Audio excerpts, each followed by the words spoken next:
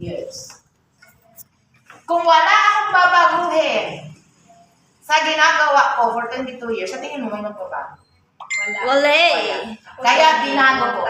Sabi ko, total, hindi ko na nagagamit yung aking pinag-aralan dito. Kasi ang kurso ko ay BSIT. Graduate po ako ng Information Technology, Programming yon. Hindi ko naman nagamit sa Petron. Ay, ano ba produkto ng Petron? Gasolina. Oh, gasolina, langis, pang-change oil, grasa. Ano yan eh? So, related sa computer? Wala. So, hindi ko nilinya ko lang. Wala kasi ako pagpipilian. Kailangan ko magtrabaho. Okay po? Pero, sabi nga, nung nakilala ko kasi si Opti, nung time na yon, nagkasakit ko ako, buwan-buwan ko ako na ospital, marami ako, nagkabukol ako sa lalamunan, nawalan ako ng boses, tapos nagkaroon ako ng peptic ulcer, dahil sa 3-in-1 coffee po, lumala yung peptic ulcer ko, nahirapan po ako ng huminga, tapos nagkaroon pa ako sa colon, nahirapan ako ng lumumi. Sakit ko rin yan. Symptoms of colorectal cancer. So, lahat yun sabay-sabay umaatake sa akin. Hindi na rin po ako nire-regla. That was 2016, 2017. Yan po ang pinaka-dark moment ko po. Kasi buwan-buwan po ako. Doktor, emergency hospital. Ayan, iba-ibang hospital. Napasyalan ko na yung UST Hospital, Manila Doctors, Sampaloc, Hospital de Ocampo, PGH, Chinese Gen. Ayan po. Meron pa pong hospital na hindi ko tapat ng Manila Doctors. Yan po ay suki ko ako dyan. Buwan-buwan. Pero, nakilala ko si Opti, ito po, June 2017, nakilala ko si Opti. Galing ako hospital at undergo ako ng colonoscopy. Sabi sa akin, try mo lang yung landlady po namin sa tinitirahan ko po doon. Sa Pandakan, yung pinaka-inuupahan ko namin. Try mo lang, baka makatulong sa'yo. Opti Juice po. Sobrang salamat talaga ako sa taong yun na nagpakilala sa akin. Kasi kung hindi dahil sa kanya, ang good news po, lahat ng binanggit ko po sa inyong sakit kanina, wala na po. Wala pa ka naman. Ay, grabe. Ano 2022. That is 5 years ago. 5 years na po akong hindi na-uospital. 5 years na po akong hindi nakabalik. Ang good news, pati po yung anak ko na na-dengue, naturukan ng Dingbaksya ng 2018, hindi na rin po yan nakabalik ng ospital. Kasi magmula nung user na kami ng Opti Juice. Kaya sobrang thankful. Mas tipid. Yes. Mas tipid kasi kahit paano, ito po, nabaon kasi kami dito, yan po yung binabayaran ko habang nag-Opti ako. Good morning. Kasi po hanggang, hello ma'am, pasok po ma'am. Dito po kayo, ma'am. Ayan, pasok po, pasok. Ayan, kasi simula pa lang ng hospital at buong pamilya ko, asawa ko, yung anak ko, natulungan sa dengue, Dingbaksya, tapos yung asawa ko, prostate, bukol sa mata. Lahat ng yun po, lahat Opti Juice, yung Opti Coffee, essential. Lahat ng problema namin sa health, is sa Opti na po kami. Ayan po. Never na kami. For 5 years po, wala po na hospital na sa maganda po. Yes, Yan po. Maganda. Sabi nila, mahal daw ang 350. Oo naman, mahal ang 350. Sa walang sakit. Mahal yan. Pero sa katulad namin na pabalik-balik sa ospital noon, mura lang po yun. Kasi magkano colonoscopy? 20,000. Magkano endoscopy? 6,000 yan. Tapos linggo-linggo ka pa ini-endoscopy. O, sino ka naman ang hindi pabaon sa utang? Tapos pag emergency, 5,000, wala kang 24 hours. Check up lang. 5,000, di ba po? So, sabi humingi ako ng, siyempre, 13 years ko sa Petron, siguro naman may contribution ako dyan. Alam niyo po ba, sa 13 years ko po dyan, ang pinapasok ko sa company, 68 million to 70 million per year. Ang pinapasok ko itong income sa company. Okay? Dahil empleyado ako, malamang ako lang ang trabaho, sila yung kumita. Tama? Sabi ko, teka lang, 13 years ako, bakit nung humingi ako ng financial assistance nung nagkasakit na ako nitong mga taong na to, ang sagot sa akin ay, gamitin mo benefits mo, mag-loan ka, mag-SS loan ka, di ba? Mag-salary loan ka, magbalik ka, may interest pa. May interest pa. Teka lang, sino magbabayad? Ako! So, teka lang.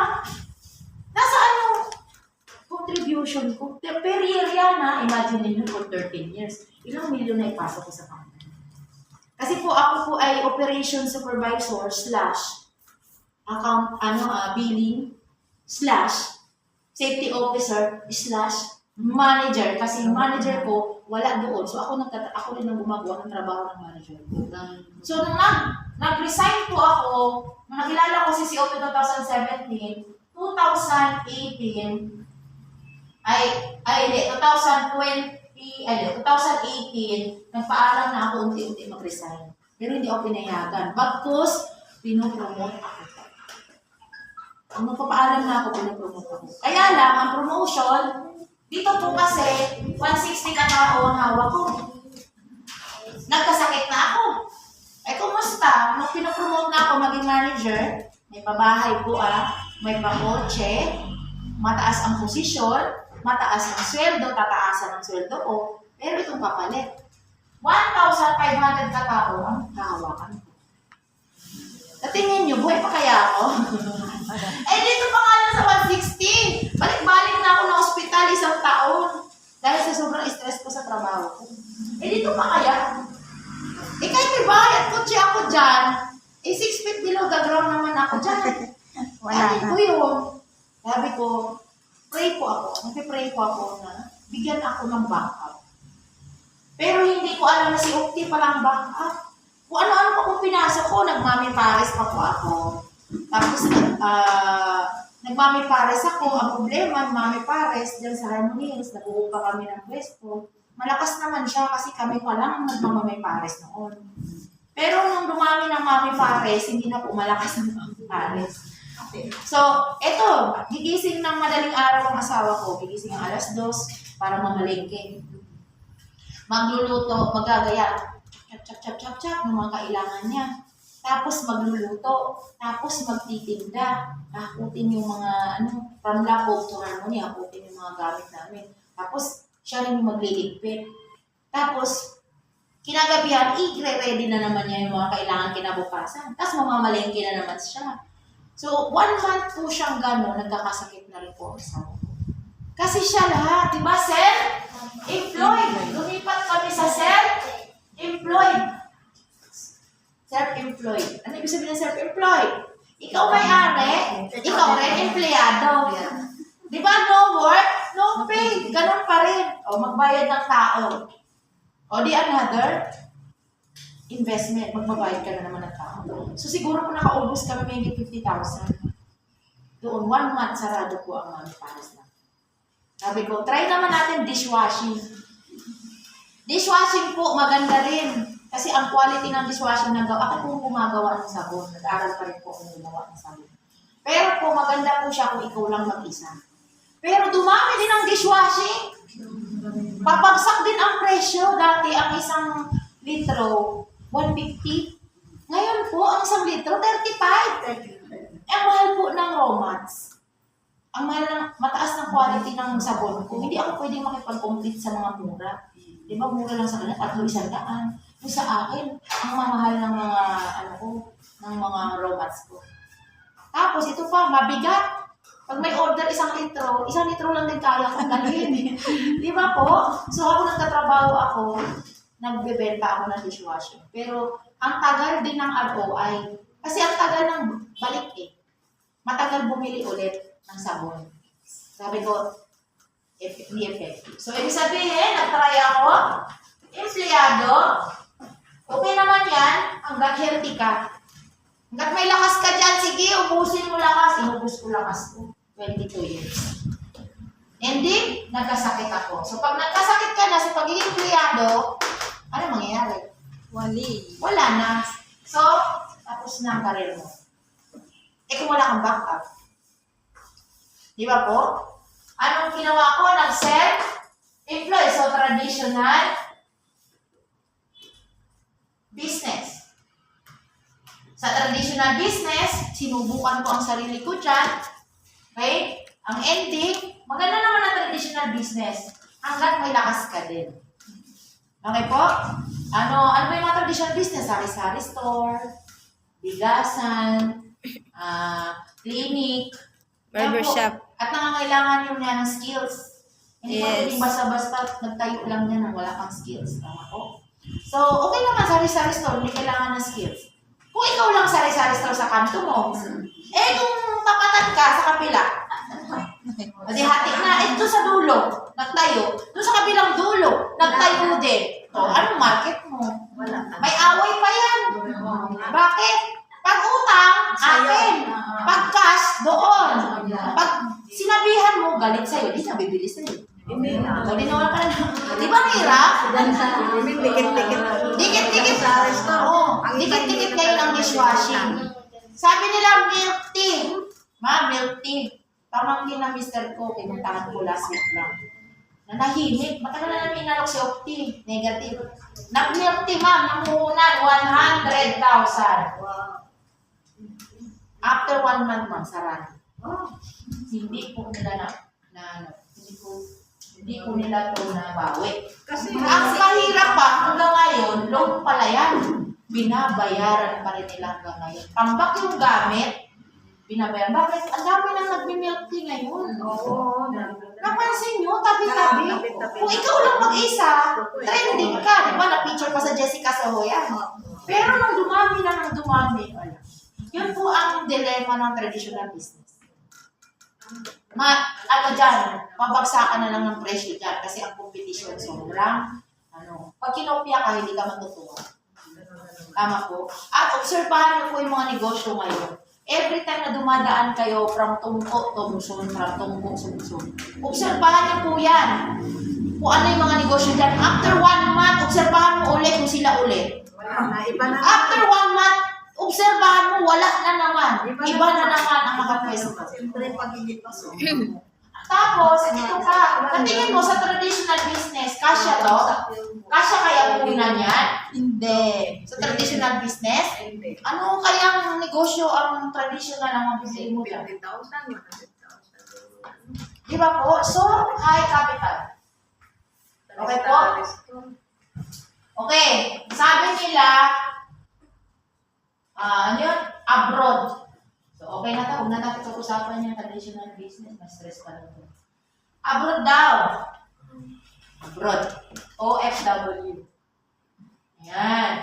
Tingin mo, may puhunan din dyan. Yes. Magkano kaya investment sa pag-abroad? 100,000. Depende. Kasi ibig sabihin, hindi ka pwede mag-abroad na wala kang gagastusin. Sabihin na natin, libre ang placement fee. Bakit yung processing fee ng mga documents, hindi ka ba gagastos? Magastos. Mamamasahe ka, araw-araw ka maglalakad ng papeles, hindi ka ba gagastos? Sa tingin mo, 3,988 lang magagastos mo sa paglalakad ng papeles? Hindi lang. Yung anak ko sa palang training, 50 mil na. Di ba po? Tapos sasabihin nila, mag-a-abroad ako para makaipon ako ng puhunan. Kasi magninegosyo rin pala. Kaya mag-abroad para magnegosyo. Ito pa malupit, malayo sa family. Training lang. Tama. Malayo sa family. Oo, mataas na sweldo mo pero malayo ka naman sa family. Based on study po based on survey po. Ang mga nag-a-abroad po, yan po yung kalamitan na dahilan ng broken family. Dalawa na yung binata lang. Yes, tama si Ma'am. Kung gusto magkapera, mag-abroad ka pero wala kang pamilya. Gusto mo ng pamilya, wala kang pera kasi may family ka. Diba po? Pero tingnan mo ang plano mo kaya mag-abroad para sasabihin nila, mag-abroad lang ako kahit 10 years, kahit 20 years, makaipon lang ako. Meron pa akong karanasan, meron pa akong friend dyan, nag-abroad po siya. Seaman, 25 years. Anong sabi niya dati? Nung naka 10 years na siya, sa pagiging seaman, sabi niya, 5 taon na lang. Magre-resign na ako sa pagiging seaman. Bakit? Kasi, bibili daw siya ng sasakyan pampasada. Eh di naka 15 years na. 5 taon pa. Hindi ako nakaipon. Wala pa rin akong sasakyan kasi nagbabayad ako ng bahay. Oh, monthly dues, ganyan-ganyan. Ang dami nilang gastos. Naka 15 years. Naka 20 years na. Hindi pa rin nakaipon. Bakit? Ang nag-abroad po, hindi po talaga nakakaipon. Yung nag-abroad. Kasi pinapadala niya yan sa pamilya. Eh, ang pamilya, one day millionaire yan pag nakatanggap ng pera. Abroad ang asawa. Yes, akala mo buhay prinsesa yan pagka nag-abroad kasi walang ginagawa. Sabon. Yes po, based on experience po ito ha, kasi tumira po ako sa isang bahay na sima ng asawa. Okay po? Based on experience din, ma'am. Ang abroad kasi, pag nagpapadala dito, yun nga, buhay mayaman yung mga Yes. pamilya. Ano? Pero ang pamilya nila doon, pag araw ng linggo, kung saan-saan na lang sila pupunta. Yes po, sila po yung nagtitipid. Sila Sila po yung di kumakain. Sila po yung tipid na pitid doon. Tama. Totoo po yun eh. Hindi, kung pwede nga lang, wala silang gagastusin doon kasi ang nasa isip nila, pamilya nila At umaasa. sila ang mga kinakain. Kaya eto na po ha, 25 years. Sana last na sawa na daw talaga niya yan kasi may pera na daw sila kahit pa paano. Pero na-aksidente po Ayun. sa crane. Nahulog po sa crane. Balik po ang paa. Wala. May sasakyan nga, wala ka naman pa. O ano mangyayari? So, alam niyo po ngayon, nagsipag po siya for 25 years. Nung 3 years lang po nilang napakinabangan yung sasakyan, ubus po ang pera nila. Binayaran naman po siya ng 3 million. Pero binili ng bahay, binili ng 2 sasakyan, binayad sa mga utang for 3 years, wala na po yung sasakyan na yun. Kasi hindi naman yung Bakit? Bakit? Ang maintenance ng sasakyan, grabe po. Mahina na daw po yung 5,000, pinaka-minimum na maintenance ng sasakyan. Eh, hindi naman daw mahina ang pasada. Lalo na, pandemic pa! Nabutan pa ng pandemic, aksidente na, nabutan pa ng pandemic. So, ano point doon? Wala rin pong kasigurado. Tama po? Hirap din. Okay? So, ex pa rin po yan sa ako. Hindi ko na po inisip mag-upload. Kasi nakita ko na eh. Sabi nga, para malaman mo daw yung future mo, tingnan mo yung nauna sa'yo. Kung 10 years ka sa pag-i-empleyado, tingnan mo yung 15 years dyan. Tingnan mo yung 20 years dyan. Kung katulad mo rin yan, na dumadaing din ng mga bayarin, yun ang future mo. Kung katulad mo rin yan walang ipon, yun ang future mo. Tingnan mo yung mga nagtitindahan. Kung 15 years na sila tindahan, 10 years na sila nagtindahan, hirap pa rin sila kasi magkano lang naman ang tubo dyan. Piso-piso. Diba? So, ba't ka pa magtitindahan kung ang future mo, wala rin namang result? Tama mo ba? Yung mga nag-abroad, based on experience, tinignan ko po sila eh. Sila yung sagana sila. Pero hindi po sagana yung kawawa din. So, ending po ngayon, nag-aalaga na lang po ng matanda yan. Kasi hindi na siya makapamasada. Dahil siya po ay may liberensya na sa paa. Ang asawa po niyo, nung dati po, ang asawa po niya, napakaganda. Laging napaspa. Laging pa-beauty. Sa mall lagi. Ha? Laging nasa mall. Ang ginagastos sa grocery, 20,000 a month. Grocery. Kasi nga, malaki ang sweldo ng seaman. Pero, may hangganan. Walang permanente. Sino ba magsasabi ng aksidente ang asawa? Di ba po? Pero ang ending ng aksidente, wala silang ipon. Binayad din nila sa utang, yung binayad lang sa kanila ng compound. So after 3 years ubos, ending, nag-alaga ng matanda ngayon sa bahay na. Bumalik din sila doon sa dati nila. Buhay. Kasi nga, ilan ang katawan niya? Isa lang. Pag wala nang ang lakas, pag wala ka ng lakas dito, wala ka ng lakas dyan, wala ka ng lakas dyan, pwede mo ba sabihin, anak, ikaw na lang mag-OFW. Anak, ikaw na lang mag-seaman kasi hindi ko na kaya. Pwede ba yun? Hindi. Anak, ikaw na lang mag-supervisor kasi hindi ako makakapasok na sa talaga. Pwede ba yun? Hindi hindi natin masasabi na yung ginagawa natin ay gagawin ng mga anak natin. Walang permanent. Okay. So, anong natira? Ito pong natira. MLM. Multi-level marketing. Okay po. Sabi na, ayoko niyan kasi scam yan. Ayoko niyan kasi pyramiding yan. Ayoko yan kasi recute yan. Pero tingnan mo ang nagsasabi niyan, tanungin mo kung may alam niya. Baka katulad mo lang din yan, bago lang din. Doon ka pa kumonsulta sa wala rin namang alam. Tama? Okay. Sabi nila, ito kasi po, may system. Dito kasi, masipag, matyaga, walang tamang sistema. Masipag, matyaga, wala rin tamang sistema. Ito, masipag, matyaga, wala rin tamang sistema. Ito po kasi may sistema. Ano po yung sistema nila? Leverage. Ano po ibig sabihin ng leverage? Rami ng iyong sarili sa pamamagitan ng iba. Yes. Ibig sabihin, halimbawa po, ma'am, ano po pangalan ni ma'am? Ma'am Lina. Ma'am Lina, ilang taon na po kayo, Ma'am Lina? 59. Ma'am Lina, ilang oras meron ka sa isang araw? Sa buong isang araw, ilang oras meron ka? 12 hours lang, ma'am? 24 hours. So, ang isang tao, ma'am, 24 hours lang po ang meron sa isang tao. Sa 12 hours na yan, kalahati dyan, let's say 8 hours dyan, tulog ka. Sleeping ka. So, ilang hours na natira sa'yo? 18. Tama ba? 16. 16 hours. Sa 16 hours, ka gising. Work. Let's say, nagtatrabaho ka. Sabi na, ma'am, hindi po 16 hours ang trabaho. 8 hours lang po. Talaga? 8 hours lang ang trabaho? Okay, 8 hours lang, binayaran sa'yo. Bakit? Di ba po?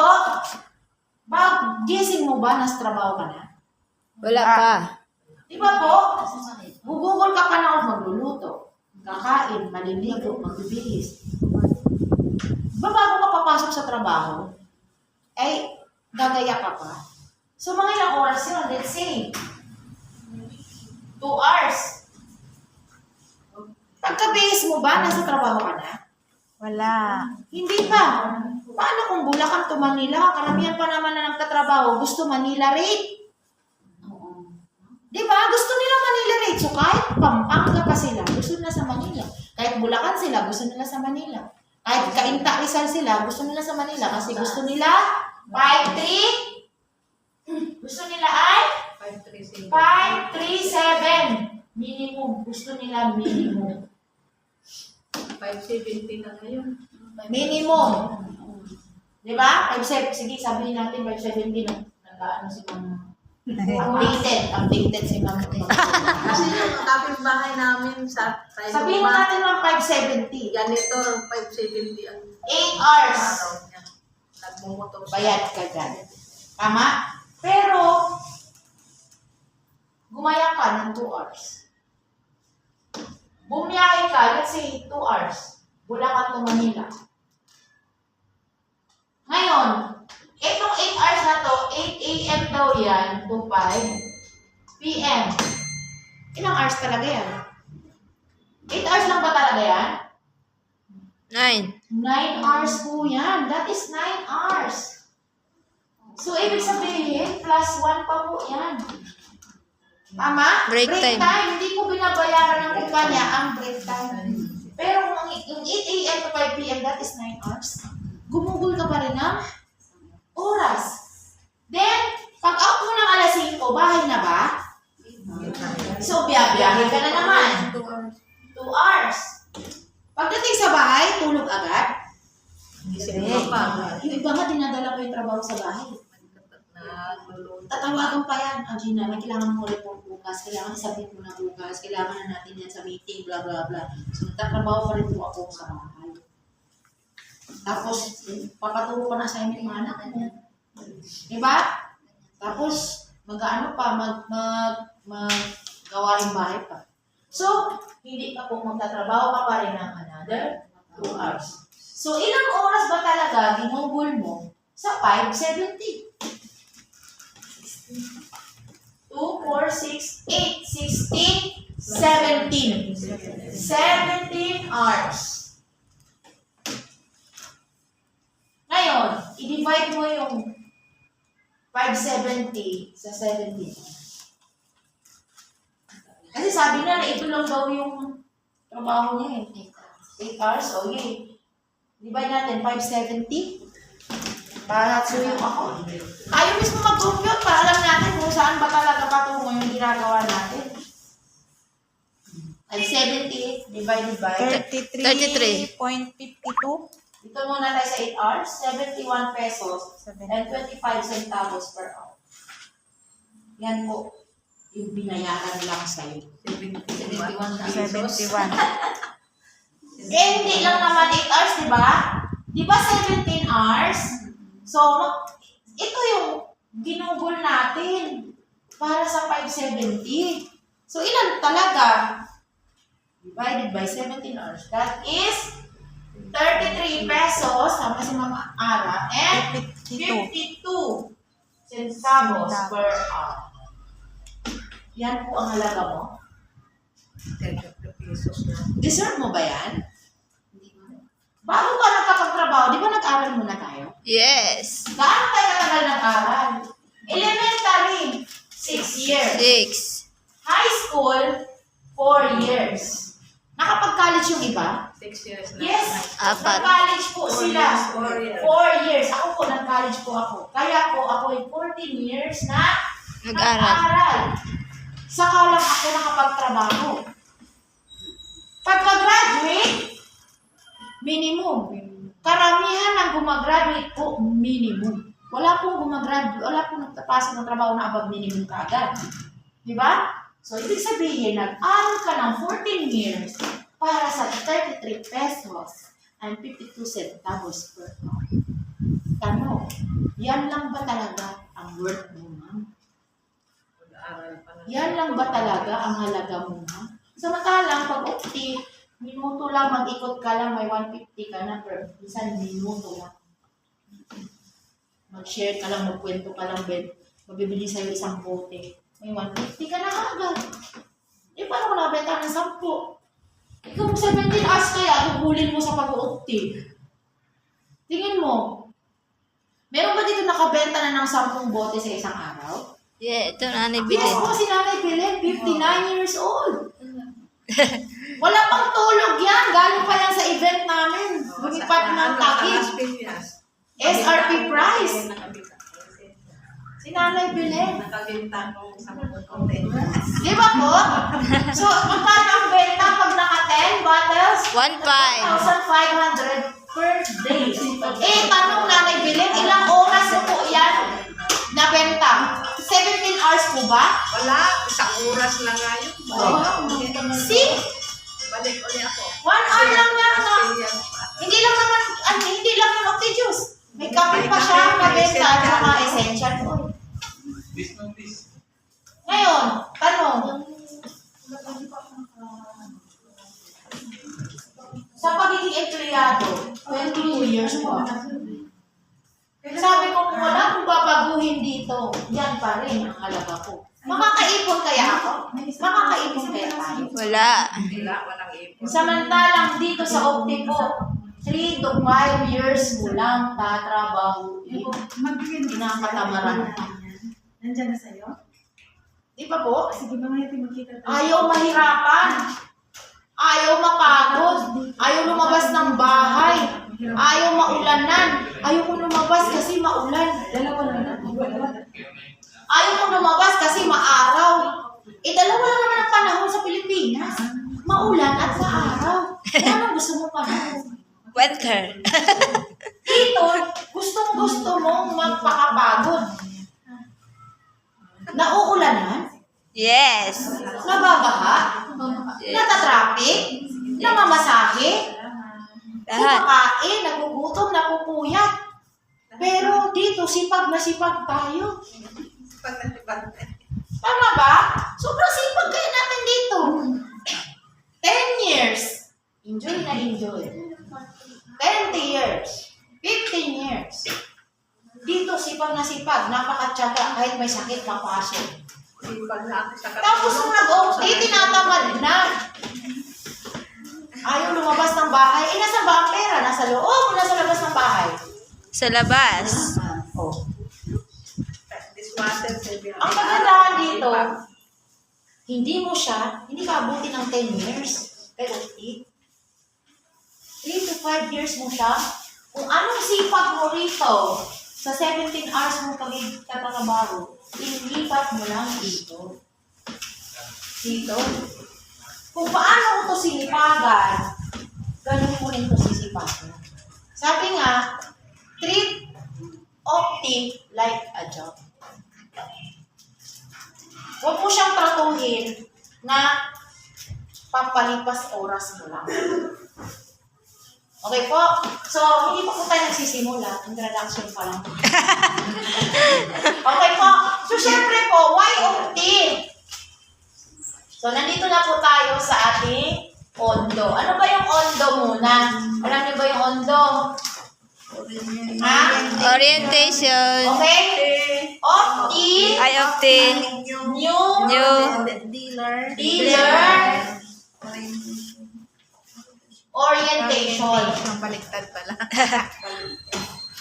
Okay? Dealer orientation. So, dapat, ang umati ng ondo, yung mga bago nyong napasali at yung hindi pa alam paano gawin si OT. Kasi ondo, sinasagot nito ang why and how. Why and how. Bakit mo siya gagawin at paano mo siya gagawin. Kaya nga, kailangan yung new member natin, ma-orientate natin yan. Yung iba kasi, naghahanap ng speaker na mas magaling mag-training. Gusto special training. Diba? So, kailangan lahat ng member nyo po na bago ay dumaan sa ondo. Ang pusa nga na ondo eh. Ayan. So, ang ondo po ay sinasagot ang salitang bakit mo gagawin si OT at paano mo gagawin si OT. Okay, so bakit OT muna? Dito muna tayo sa why. Okay. Lahat pa dito may pangarap. Yes! So, dreams. Ano po? Siguro naman, lahat may pangarap. Wala pong tao na walang pangarap. Okay po, ang taong walang pangarap, ang tawag doon? Walang pangarap. Ano? Walang pangarap. Special child. Okay po, Opo. lahat po tayo may pangarap, tama? Anong pangarap, Ma'am Lina? Ma'am Lina, ano pong pangarap? Pangarap. May pangarap din tayo sa buhay mo. Magkatapos lang ang mga anak ko. Yan. Okay, makatapos ang mga anak. Tanungin ko muna kayo, sino dito may pangarap? Pangarap. Matagal na may pangarap. Yan. Ito na yung nakita ko. Di ba lahat tayo may pangarap? Kaya lang, minsan, hindi natin alam ano ba yung pangarap. Di ba? Sabi nila, makatapos lang daw ang aking mga anak. Ganyan din. Alam niyo po ba, dati ganyan din ang pangarap ko. Pero hindi pala siya pangarap mo. Sabi ni Marcos Ha? pangarap nyo, Pangarap ko, nanood ka ng inauguration.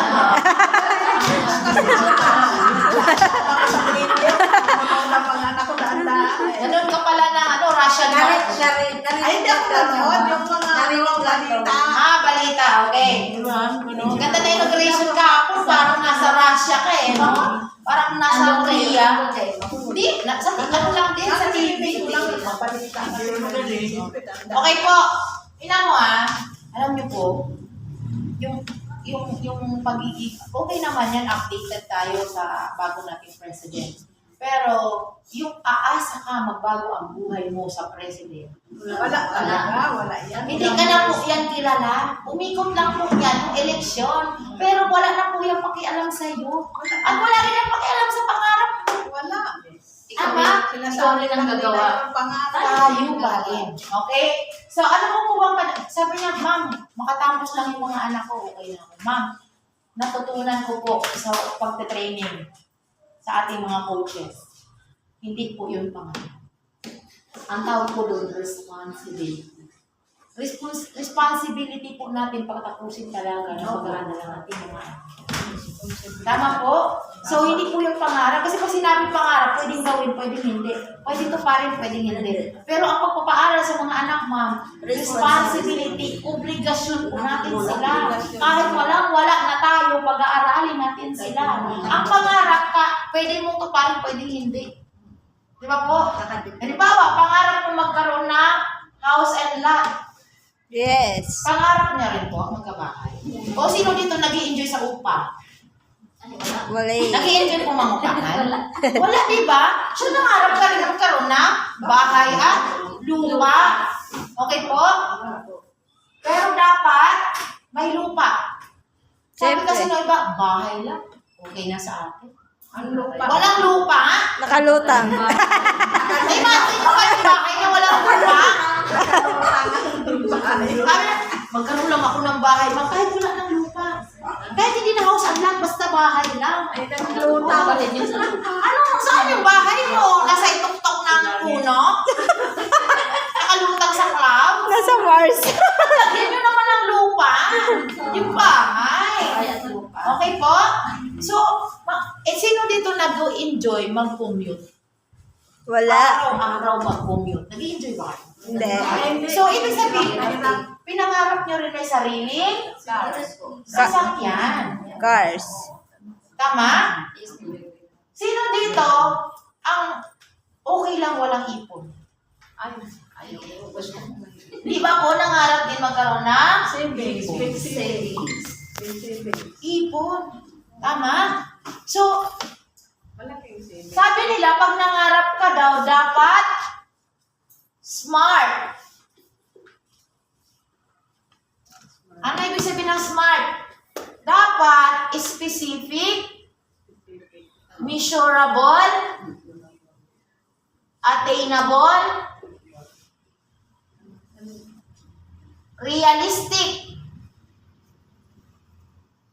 at time-bound. Okay? So, hindi pwedeng yung mangarap mo hanggang panaginip lang. Kailangan lagyan mo siya na, ano ba yung pangarap mong bahay? May pinto po ba yan? Ilan? 5. May CR po ba yan? Anong kulay ng bahay mo? Ilan ang kwarto? Ano ang laki? So, dapat measurable. May sukat. Dapat nabivisualize mo talaga siya. Anong kulay ng bahay mo? Anong kulay ng bubong? For ilang floor yan? Tama? Kasi yung iba, may pangarap, pero hindi, anong pangarap mo? House and lot. Anong size? Wala. Imagine mo na lang. Di ba po? So, sabi nga, kung ano daw kasi yung pipasok natin sa utak natin, yun ang nangyayari. Pero kung wala kang pinapasok sa isipan mo na pangarap mo, wala rin kung mangyayari dyan. Tama po, wish ko lang yan. Yung ano lang yan, sana all. Magsasana all ka lang. Yes. Grabe talaga si Sir Geraldo. Mapakasipag kumatin ng training after work. Yan. So, welcome Sir Gerald. From Team Spartan po yan. Yan, napakasipag. Okay. So, learning po tayo. Yes. Yan. So, dapat daw attainable. Ibig sabihin, kaya mo maabot. Huwag kang mangarap ng bituin. Kaya mo abutin ng bituin? Hindi. Hindi. Dapat attainable. Halimbawa, ang pangarap ko ay magkaroon ng, let's say, 100 square meter na, tawag dito, na lot, na lupa. So, kaya mo i-attain yun. Pero yung pangarap ko yung buong Visayas maging akin. Attainable? Hindi. Magiging akin ang buong Visayas. Hindi siya attainable, di ba? Di ba, pangarap ko magkaroon ng 2 hectares na lupa o kaya magkaroon ako ng, di ba, pangarap ko ng sasakyan na lumulutang. Attainable? Hindi. Never po mangyayari yan. Kung ganyan ang pangarap mo. Di ba po? So, kailangan realistic din. Dapat makatotohanan. Realistic na totohanan. Oo. Halimbawa, paano maging realistic? Halimbawa, 1 month ka pa lang kay Opti. Next month, meron na akong Lamborghini. 1 month ka pa lang kay Opti, gusto mo na agad. Lamborghini. Eh, di ba hindi siya makatotohanan? Too good to be true? Dapat realistic po yung pangarap natin. Okay? At syempre dapat may deadline. Lagyan mo siya ng deadline. Halimbawa, dapat after 3 years, After 5 meron na akong isang sasakyan. Ganon. Tapos dapat, sunod nun, the next year, dapat may bahay at lupa na. Sunod mo. Dapat may measurable. Dapat, halimbawa, 100 million ang savings mo in 2 years. In 3 years. In 5 years. Dapat may 100 million ka ng savings. Dapat, mangarap ka na rin lang ng sasakyan, damihan mo na. Cars. Para pag may coding, may pamalit. Pag coding ng Monday, may pagpipilian ka. Yung iba kasi nangangarap, tinitipid pa. Sabi nila, Ma'am, magkaroon lang ako. Sabi kasi, di ba nalang commercial na pita? Pangarap na magkaroon ng sports car. Kaso, binigyan niya kalahati lang ng biskuit. Hindi niya tinodo. Di ba nangarap siya, pero hindi niya tinodo ang bigay. So, kalahati ng biskuit. Kaya ang natupad na pangarap, kalahati lang din na sasakyan. Di ba? Gusto ko yung car, yung red, di ba? Pero kalahati lang binigay sa kanya kasi hindi rin niya tinodo. Di ba? Pangarap ka na rin, itodo mo na. Di ba? O sabi kasi nila, kalahati lang daw kasi ng pangarap mong matutupad. Eh, kung nangarap ka ng tricycle, Hindi bike. eh, matutupad lang daw nun, kalahati ng tricycle. Eh, kung nangarap ka bike, magkaroon lang ako ng bike. Ano kalahati ng bike? Gulong. Diba po? Kasi yun ang problema po sa atin. Libre na nga lang mangarap, tinitipid pa. Ito mo na. Kung hindi mo man matupad, at least kalahati man lang. Matupad. Diba? Kung hindi mo matupad yung 100 million, at least half. Kasi yun yung pinipid mo. Halimbawa, nagkaroon ka ng, let's say, 10 million na sasakyan. O kaya house and lot, let's say, 50 million na bahay at lupa. At least, may sinet kang measurable. Kung may sukat, merong value. Yung pangarap mo, nilagyan mo siya ng value. Hindi mo man yan matupad, at least half man lang yan. Kasi sabi nila, ito daw pong house, ang lagyan. Kapag meron ka na pong dreams, meron ka ng goal. Kasi pag meron ka daw goal, magkakaroon ka ng plan. Pag may pangarap ka na, magsiset ka na ngayon ng goals. O, halimbawa, goals. Let's say, 100 million. Ang goal mo, ilang silver kaya yung 100 million? Divide mo na agad ngayon yan. Sa ilang silver. O let's say, dapat sa isang taon, meron akong let's say, 1,000 silver. Oh, syempre, let's say per year, 1,000 silver. So, meron ka na ngayong goal na dapat ma-hit mo to. So, chapin mo ngayon, divide mo ngayon in 12 months. Pag na-divide mo na in 12 months, i-divide mo naman ngayon in 30 days. Chapin mo ngayon yung goal mo. Para alam mo, sa isang araw, ay dapat pala meron akong 1 silver a day. Para ma-reach ko yung 1,000 silver in 1 year. So, magkakaroon ka ngayon ng short-term goal. short-term goal. Chachap-chapin mo ngayon yung goal mo kasi mayroon kang dreams. Tama po? So, pag meron ka ngayon, bro, 1 silver a day ngayon ang target mo. Okay? Dapat may 1 silver ka na papasok a day. Magpaplano ka ngayon. So, para magkaroon ako ng 1 silver, kailangan yung buong calendar ko, pupunuin ko na ng activities. Yes. Diba? Kailangan kumausap na ako ng 2 to 3 person. 2 to 3 person. Tanim muna kasi wala pa naman akong downline. So, tanim muna. Kumausap ka ngayon. 2 to 3 person. 2 to 3 person. Sa tingin mo, kumusta ang 1 month mo? Kung mayroon kang tanim sa loob, araw-araw, 2 to 3 person, kumausap ka na, kumausap. Sa dami na mga kausap mo, meron yan sasali. Di ba po? So magsisimula kasi talaga sa pangarap. Kasi kung wala kang pangarap, wala kang i-goal. Kung wala kang go, wala kang paplanuhin. Kung wala kang plano, wala kang gagawin. At kung wala kang gagawin, wala kang result. Kasi nakadepende sa action ang iyong result. Tama po? Learning. So, chachap-chapin mo kasi to into short-term goals.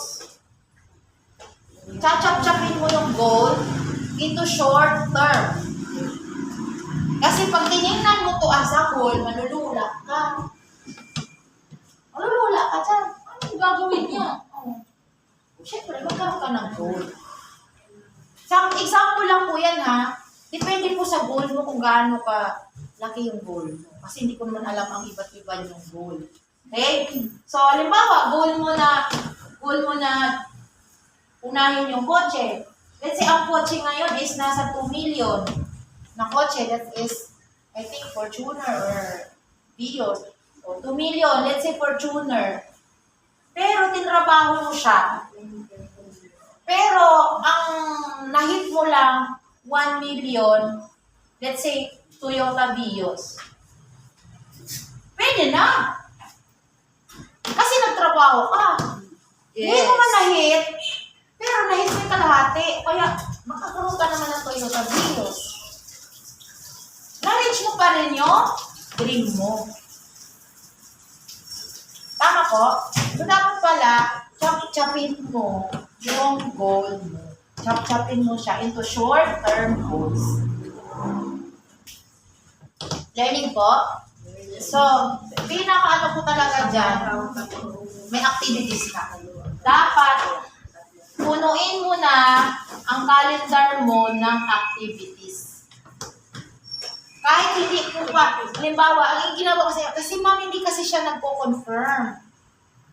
Hindi kasi siya nagko-confirm, kaya hindi ko po siya sinulat sa calendar ko. Tandaan nyo, kung ano yung feed mo sa utak mo, yun ang mangyayari sa'yo. Okay? Kahit hindi pa po nagko-confirm yan, yung prospect nyo, isulat nyo pa rin yan na kakausapin mo. Basta nakaschedule siya sa akin, nakakausapin ko siya. So, gagawa ka ng paraan paano mo siya makausap? By call, by appointment, by visiting, video call, messaging. Basta may kinausap ka. Okay po? Learning po. Ngayon, tanong. Member na ba lahat? Yun ang tanong.